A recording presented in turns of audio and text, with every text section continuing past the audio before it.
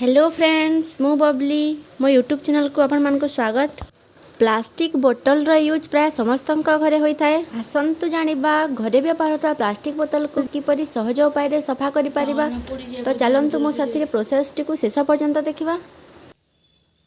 एथिरे मु नैछि गरम पानी, पेपर, किछि बाली गुंड और सर्फ एक्सेल रो पाउडर। पानी जोटा आपण यूज करिवे ताहा बेसी गरम नथिबो।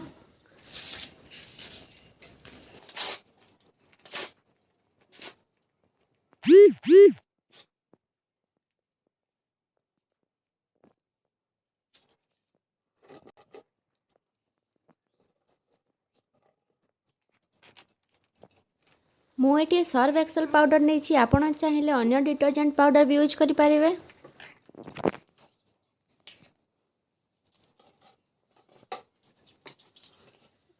सबु जिनस ऐड कलापर या प्राय घंटे रु 2 घंटा ये छाड़ी दिंतु जहाद्वारा पेपर सब मैला को एब्जॉर्ब कर आनिब।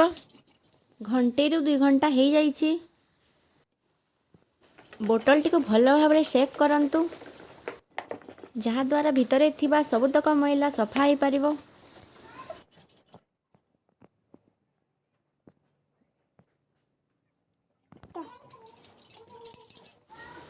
आपण मत यहाँ घरे निश्चय थे ट्राए करंतु। आपण देखिए आपण बोतल पूरा नुआ भाया देखा।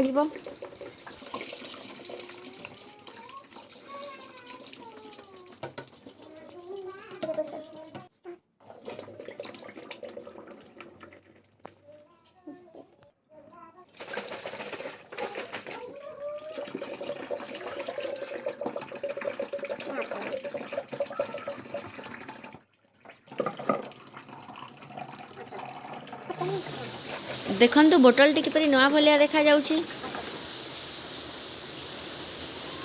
आशा करुछि वीडियोटी आपनको निश्चय भल लागिथिबो। एही परि नुआ नुआ वीडियो देखिबा पई बबली क्रिएशन को सब्सक्राइब करंतु। Thank you.